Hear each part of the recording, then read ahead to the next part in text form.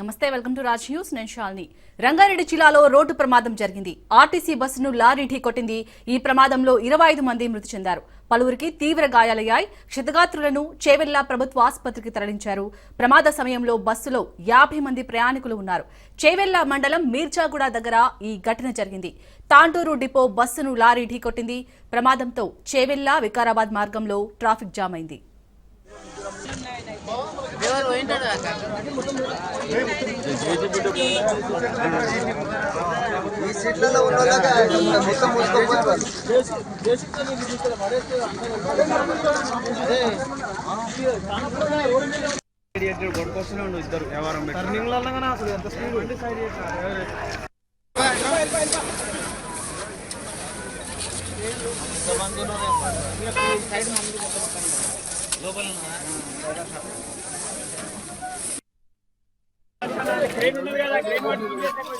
దగ్గరలో ఉంటే తొందరగా పంపించండి. అంబులెన్స్ దొరుకుతుందా?